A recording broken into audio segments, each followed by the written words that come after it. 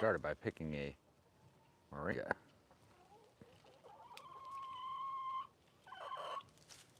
Chickens. And welcome to Each Backyard. This is a Sunday viewer hangout.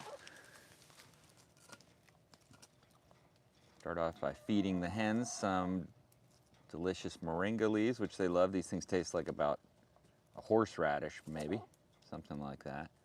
And the hens love the flavor. See, they'll fight over it. My recommendation is if you have backyard hens,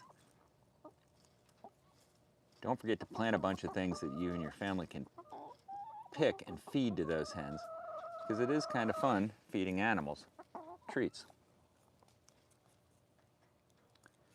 And this does not make their eggs taste like horseradish, though, unfortunately.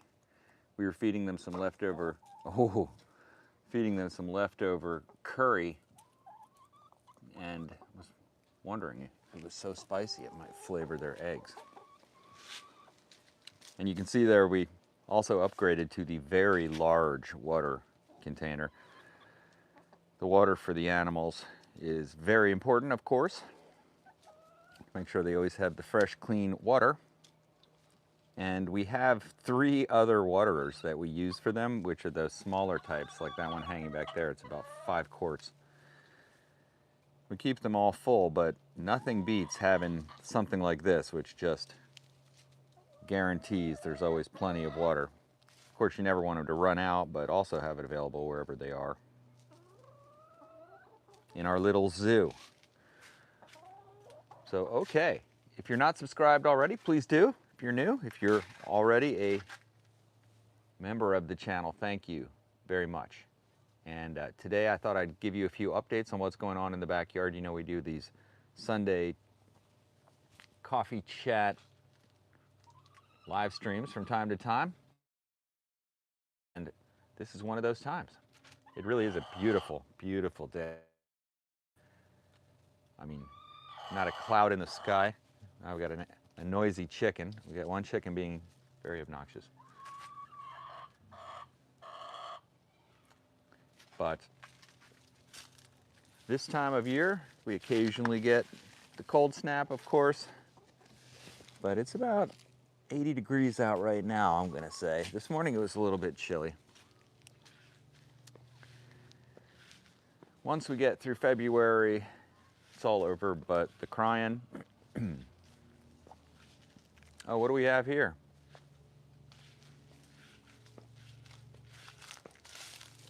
Chicken in the compost bin. This area is in radical need of tending. Hey, Big G. Good to have you on the stream. Welcome, my friend.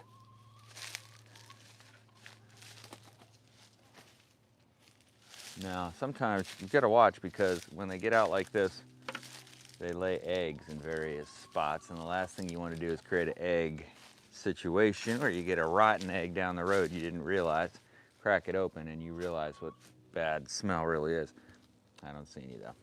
Yeah, the chickens get out time to time. They don't do much other than eat grass and bugs in the yard. As you can see, I'm in need of doing some raking. That's one of the things we need to get going, which is to rake up all this excellent compost and put it back into the beds.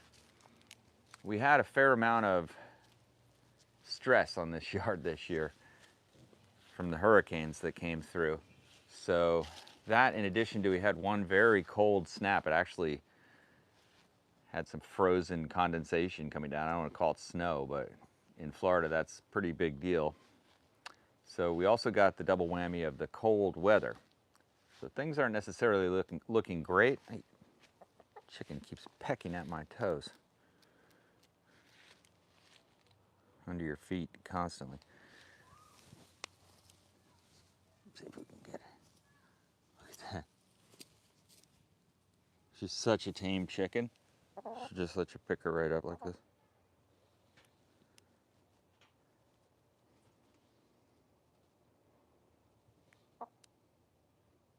Chicken cam.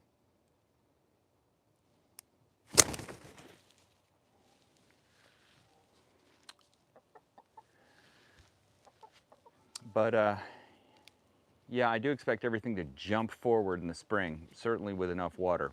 We've got plenty of light going on now, so really it's just a matter of ensuring that the water is happening. We haven't been paying too much attention to that now, but in the summer it definitely is a requirement if you are not carefully tending the water situation. It's something like a desert where I'm at here, so that becomes the key concern. And it is clear to see the kind of damage that we suffered when you look at the strawberry tree, which was lush and green, but now it's just, you know, been shredded basically. The wind and then the cold wind. So it's hurting. Along with this strawberry tree, which had branches broken off of it, same kind of thing. It'll all come back quite quickly, but the key is going to be after the last threat of really coldness, say, you know, less than 40 degrees, then I'll go and trim up the all the trees around the yard. See this giant Hawaiian papaya tree that fell during the second hurricane? I just sawed that off and let it rest in place, and it'll just decay right back into the ground in a short amount of time.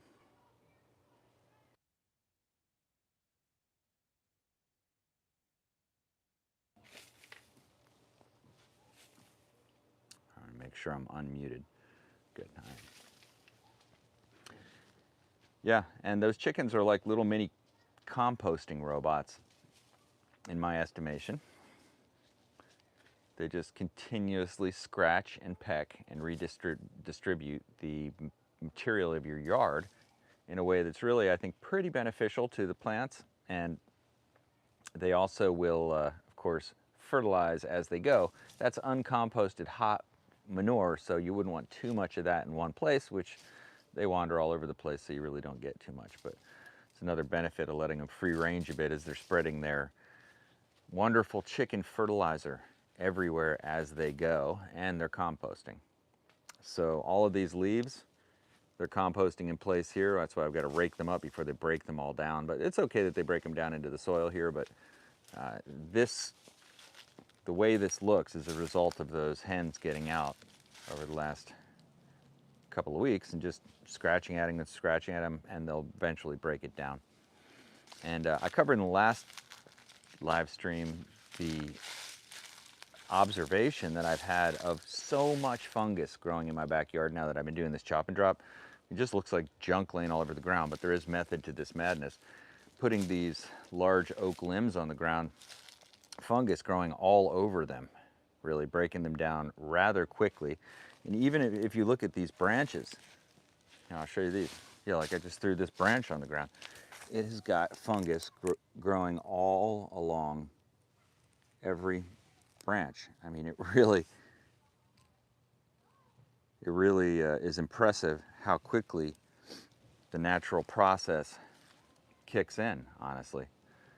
But I have become much more comfortable with just leaving things on the ground, just putting it on the ground and watching it turn to nothingness. These bins now are about 2.5, 3 years old, maybe even a little older. I have to look back on the videos of when I created them. But these are composting bins, just made out of animal wire, and I've continuously filled them with material, and they continuously just go down. They never get full. I don't exactly understand that, but it just seems to me that eventually you'd have a stable level, but it almost seems like it's just being eaten from the bottom up all the time by the worms, by everything, that it's its own little system, but getting broken down all the time as well. I haven't been adding to them lately because most of the material I get, I just either throw into the chicken pen or back into the beds. So I've needed this area less and less for composting, although it's very useful for sure. But at some point I want to harvest this material, which I've been, you know, it's just, I stand here in amazement that this has not been able to be filled. And I do want to use this material as soil and back and around the garden, so I do want to harvest it. My plan was to turn it over, but then I never feel like I have enough to turn it over. The massive trimmings that I've done, like on these Dracaena, and by the way, I'm going to talk a bit about Dracaena. Look at these chocolate pudding fruit. Got to pick some of these and counter ripen them before they fall on the ground. In fact, I'll pick this one. That's a healthy looking chocolate pudding fruit. Black pudding, chocolate pudding fruit. It's a black, soft, fleshy type of fruit that actually is quite good. Doesn't have a lot of flavor, but it's mildly sweet. Tastes about more or less like close to between, I'd say, a papaya and an avocado. And it's not ripe now. It's very solid, but when they're ripe, they become very soft. I got some videos on the channel of eating the fruit and showing what the fruit looks like when it's mature. I'll come back and get this here in a second. But that's a relative of, that's a type of persimmon. Very unique type, and also an easy tree to grow once it gets established. And you can see it's a prolific producer when you pile bunny manure around it all the time like I am. Even with the hurricane knocking down probably 50 to 75% of the fruit, there's still more than enough fruit. Okay, so this Dracaena shrub was greatly trimmed in order to let through the sunlight. I've done a number of trimmings like this just to open it up because it was becoming very, very cave-like in the backyard. There wasn't really enough sunlight coming through, and I wanted to grow some new things. So I trimmed this way back. It's already growing up vigorously once again, but everything that I trimmed down from here, I've been throwing back into that chicken pen, and it just disappears. They scratch it into pieces, and it turns back into the soil every time, and you can see those hens are back in there just working away. Are you ready to go back in there? Maybe we'll go see the bunnies here in a second. But that Dracaena is a tool in my yard for a lot of things. For structure, to keep the wind from hitting things I don't want it to hit. Like in this case, this is an eastern vegetative wall I've grown here to protect my yard from the eastern salt-laden winds that come prolifically. And we just went through a phase where it's just so much mist in the air, you could see it going over the house. And I'm probably about 6 blocks from the ocean here, so even in my position, a lot. So when that wind is blowing, sometimes it'll blow for 2-3 weeks onshore, filled with salt and moisture. It gets on everything, all the leaves. It kills a lot of stuff. So this is a practical barrier to that if you live near the coast. In addition, you can use it for shade, you can use it for privacy, etc. But the Dracaena for me is a sleeper tropical shrub that really does well. And these shorter leaf varieties, you see the longer leaf variety, like the kind you might see at at Lowe's or whatever in a indoor plant section, grows really, really well here. But the other varieties like this one, which is just a shorter leafed green variety, have been very, very hardy. Required no attention whatsoever. Almost 100% germination rate from cuttings. This thing broke over. I had one that was tree formed for years. Hurricane broke it over.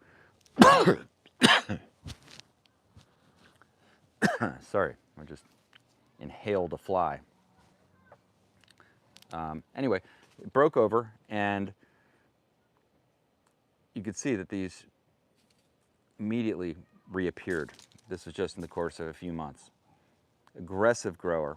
Now I can easily chop those down, and I do. I use this as chop and drop as well. Because it grows so fast, I don't hesitate to cut it back and throw it down onto the ground, and just sure to have it be eliminated.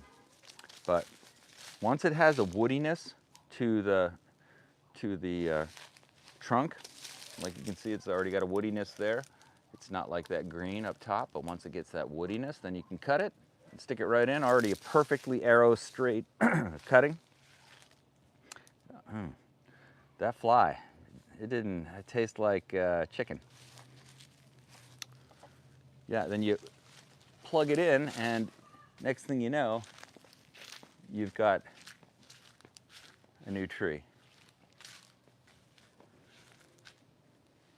See if I can show you an example of that. Well, basically, all of those shrubs were created that way.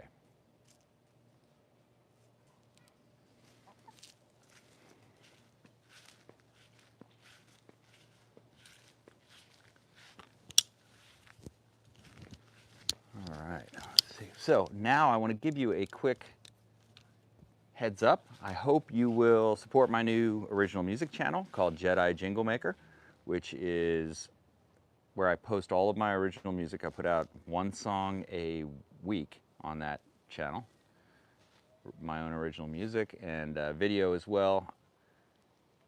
A lot of it is guitar work that I do there. Also, I've been now starting to review guitars and put in videos about modifications I'm doing to guitars. So I've got a small guitar project I'm currently working on that I just released a video on today, so you can check that out. Turning a Squier Mini Stratocaster into a travel guitar. And I'm also going to be, in the next stage, is turning it into a pretty good electric guitar by adding some custom electronics in there. But Jedi Jingle Maker is the name of the original music channel. Please go check that out. Give it a sub. You could be part of the first 100 subscribers to that new YouTube channel. And also check out my wacky music release every week, as well as now, well, I've got it set to release daily shorts now for the next month or so. So a lot of content coming out on that channel, and I'm looking forward to getting the subscribership up there. So thanks. Also, leave a comment if you heard about it here. Leave a comment on the Jedi Jingle Maker channel. I just redid the logo yesterday, and the logo looks like a Van Halen logo, but it just has the double J's in it for Jedi Jingle Maker. So that's how you know you're in the right place. You'll see a Van Halen-like symbol. I've really got to rebuild this pineapple tower too. You see the pineapple tower got tumbled twice in each hurricane, and I've got to rebuild that. That's a fantastic situation. I'm feeling maybe something big this spring could want to happen with what's going on in this backyard. And one of the best things I could imagine doing for fun would be to get more of these, if I could find a good deal on them, get more of these tower planters and install like 4 or 5 of them in the backyard. Maybe install them in a row. I know of a good way to do that, and have a whole system, because man, they really worked out well. Meaning that it was easy to keep things watered, it was easy to rotate them to get enough sun.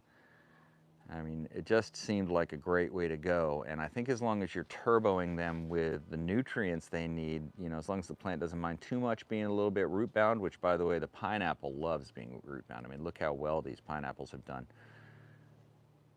Certainly.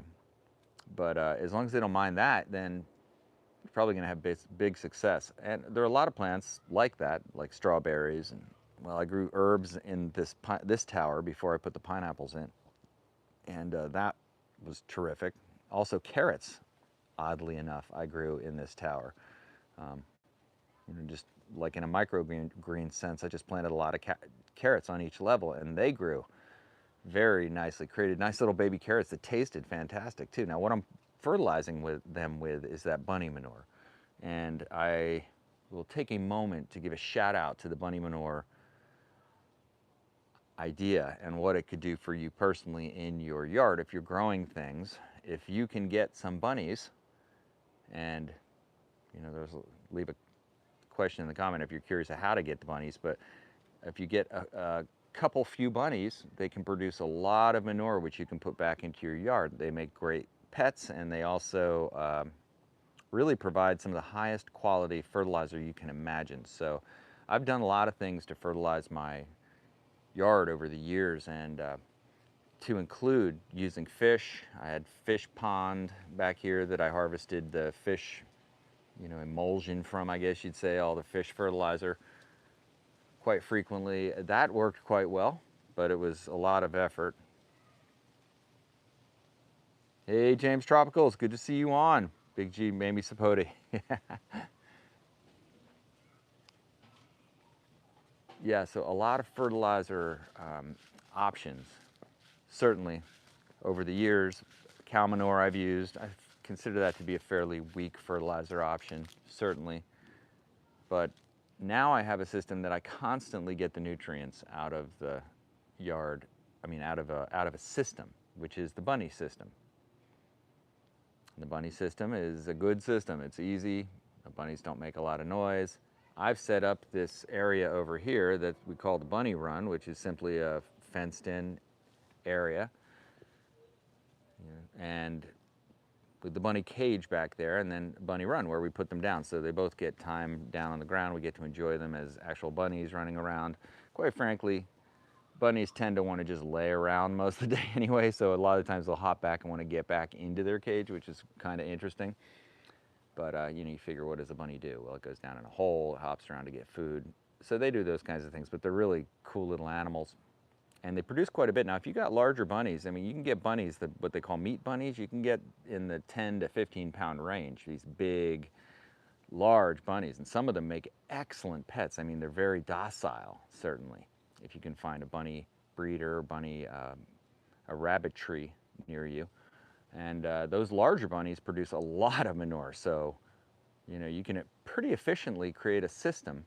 Now, how much does a bunny cost? Well, I'd say a bunny can cost anywhere from about 35 bucks up to about, you know, 150 bucks typically, on, you know, a really custom bunny, so to speak. But not that expensive. You get a couple. Bunnies, whoa, what the? You see that? Interesting. I thought that might have been a squirrel. I guess the wind. Interesting. But yeah, you can't keep bunnies in the same enclosure because, of course, they'll mate continuously, and you probably don't want that unless you have the need for hundreds of bunnies, in which case you keep them separate. But also, they don't like to be together. They're very territorial. They'll actually fight, and to the point of, you know, very bad situation. Without going into the details. So anyway, bunnies kind of like seclusion a little bit, as it turns out. Our bunnies are so tame from being, you know, well, just treated like pets, constantly held and petted. And so they hop right up to us. They want to be around us. They don't mind being held, even though the bunnies we have are small. All right, let's see. I am going to put on my glasses so I can read comments. Your coconut is looking great. Any suggestions for hardy coconut cultivars? I'm going to try to tall Panama in Palm Spring, California. We don't freeze, but we get cool temps in the 60s and 70s highs. Yeah, that's a great question, Big G. Thank you. The two varieties that people tend to get around here, you know, when they've thought about what coconut tree they get, some people just, in this area, they'll just go down to Lowe's and get the coconut tree they sell there, which is typically the green giant coconut tree, which will get, you know, 80 feet tall and be great, but 80 feet tall. And then they'll plant it and then in a place and not realize it, or whatever. Or love it, put it in a place where they wanted something 80 feet tall. Of course, when the hurricane comes, nobody wants a coconut 80 feet in the air. That's the truth. So there is that. But as people think about what coconut tree they want to get, typically they get to this, well, I'd like it to be not that tall. So that leaves dwarf coconut trees.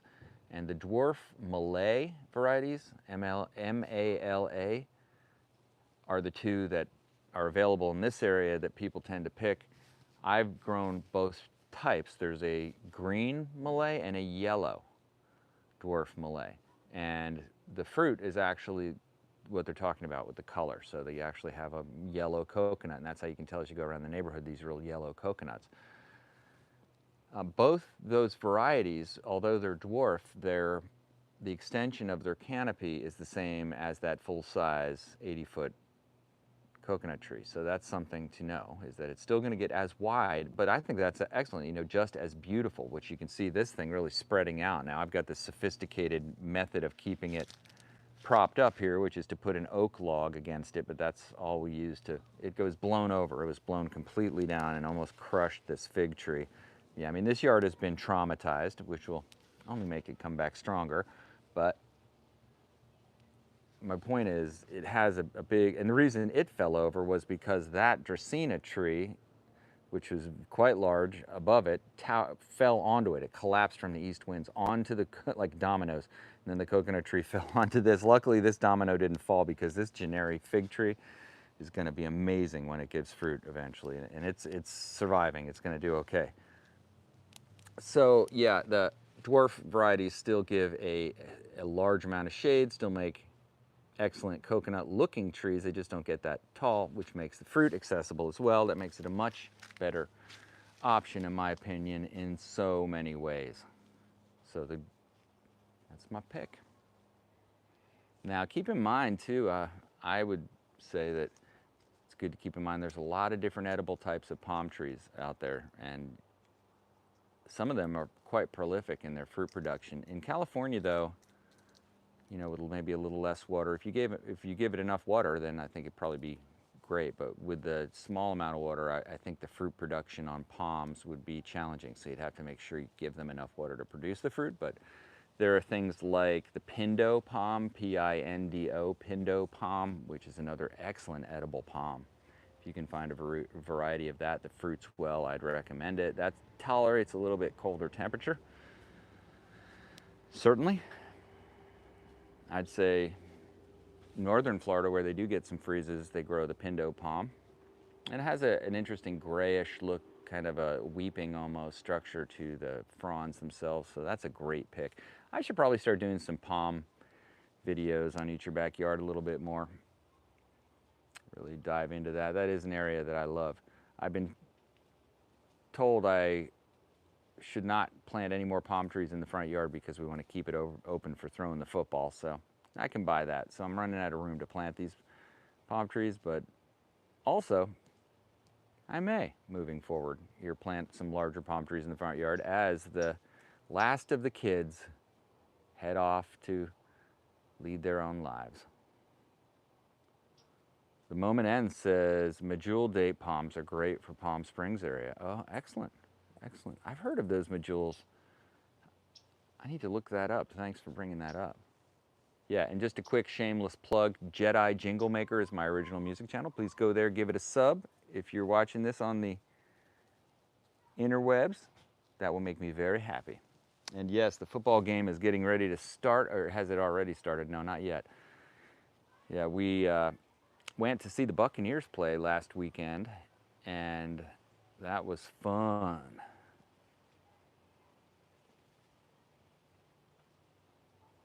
Yeah, the Pindo and the date palms, lots of varieties of date palms, definitely, to pick from. I also think there's a lot of sleeper edible palms out there, that things like the Areca, which is edible only in the sense that you can eat it. It's not that great. It tastes like kind of bananas a little. The Pindo palm tastes like, I would say, like pineapple, a mix between pineapple and banana. So yeah, definitely a good idea to get some edible palms. A nice date, especially if you have the room for it. I don't know if you are privy to the idea that there was an extinct kind of date date tree that grew in the Middle East, like back in biblical times, and a team of botanists out there was able to salvage nuts from these palm trees that were like many thousands of years old, and plant them and get them to grow. And they basically resurrected this species of palm that produces this amazing palm fruit. But you know, of course, growing dates is a huge agricultural endeavor across the world. If you've ever been in a date palm orchard, it's amazing to see. They're gigantic, and they're just cranking out fruit. Queen palm fruit is edible too. I've eaten Washingtonia fruit. So I'd like to get the seedings of the ancient date palm in Israel. Yeah, me too. That's one we're making room for if we can get a hold of one of those suckers. Yeah, we're definitely, that's the way to, if you want to ensure the survival of a plant species or whatever, distribute it. Yeah, I would think they'd be sending that out everywhere. Don't limit it. You know, they say there were mango trees that wars were fought over in India back in the day. And that it was considered the fruit of royalty. And like you can, you know, the containing the fruit is an interesting idea as like a, you know, hey, if you don't have the internet, maybe it's the mango is the thing you obsess on. I don't know, but yeah, fruit. Now that brings me to an interesting concept I've been exploring a bit this year, which is fruit on the curb, edible fruit as people walk by. So I planted a number of mulberries along the sidewalk, and they've got mulberries all over them. And I wonder if anybody walks by and goes, I'll just pick a mulberry. I want to put a sign on it that says, please pick. Please feel free to pick. But like, yeah, don't come by with like a picking crew to harvest on a daily basis, but if you, yeah, pick as you go by, grab some fruit. Like, I think the idea of planting fruit along the curb or planting it out in the public, that's an area that I'm kind of interested in, that I've been thinking a little bit about trying to move forward on making that happen a little bit. But we will see. I know there's websites that show where there's edible fruit in public, you know, all over the world. I think if you're going to plant a thing, why wouldn't we? Well, you know, there's a lot of reasons, right? People go, oh, it's dirty. You plant, you know, drops fruit everywhere, it brings in the pests. I think that's a very myopic way of looking at the world, because, yep, fruit dropping on the ground everywhere in this backyard all the time off all these trees. Can't possibly eat it all, can't possibly harvest it all. This cherry tree that I'm sitting under just rains cherries. And yes, it brings in critters and creatures, and it's been okay. It's been just fine. So no complaints. In fact, we kind of really like it. And all the, you know, we haven't had anything like, well, you know, squirrels get into our attic or some horror show like that, which can happen, or rats are infesting everywhere. That, you know, that can happen. But we haven't found it. It's happened here. You know, first of all, there's just not enough of it. Oh yeah, the moment ends. There are huge mangoes in your neighbor's yard in Merritt Island. Yeah, beautiful Merritt Island, a mango capital of Earth, I would claim. Just an amazing place. But yeah, the poaching of mangoes. Yeah, you do have that. The Steely McGreely, I call it. You know, people who are willing to trade their honor for a mango, or an avocado. You know, I guess it's worth it for an avocado. No. Yeah, people who go and, yeah, steal fruit from other people's backyards. Yeah, it's interesting. That's what, yeah, plant a mango orchard in your front yard, see what happens. You know, I don't know how you, to me, that's almost like inviting neuroticism into your life, is to plant some delicious, rare fruit that you only get a small, maybe you get a ton of it, like on some of my mango trees, it's just a ton of it, of mangoes. But yeah, and then expect people to not pick it. I just would not want to sign up for that. Yeah. But yeah, poaching, the poaching is going to happen. Yeah, you ever put a swing in your front yard? You know what I noticed? People love to swing. They're out there swinging on it all the time. Now, if you put a swing on the tree in your front yard, like I have, and you come out and there's a couple people swinging on it, what then? Well, you go like, well, I put a swing. It's like putting a flower. Don't be surprised when a bee is on it. So you put a swing. Don't be surprised when some kids are swinging on it. And, you know, that's kind of the way it should be in some way of looking at it. So, yeah. So now there's another turn which goes, I'm going to put a swing in my front yard and I'm going to prevent people from swinging on it. I'm going to stop the swinging. No swinging on my swing, because it's my swing. And it is your swing, and you're right, yet at the same time. Wow. That's like a special version of Hades that you just made for yourself. But you know, you can see yourself being that. I mean, I think everybody could probably see their own shadow enough to go like, wow, with enough stupid concepts, I could be the person yelling at somebody for being on my lawn or whatever. Get off my yard, you kids. Which, yeah, but the oaks, man, oaks are just perfect for a swing. So I would say the trimming of my oak tree, which we more or less lion-tailed a bit in front, which has been great for it, no problem. But a lot of the lower swinging branches were removed. But I could still put a rope on it. It would just be like probably a 40-foot long rope, which is kind of cool. That makes for a long swing. Okay, well, we're going to go watch the Buccaneers win. It's on DVR, but still I must go and do that. I appreciate everybody who is on the live stream. Certainly great to reconnect. I hope you will stay tuned on Eat Your Backyard. Go ahead and sub up on Jedi Jingle Maker to get that crazy music going for you. And leave a comment. Let me know if you did. Thanks. I appreciate it. Have a great day. I wish you intense prosperity and good fortune. Adios, amigo.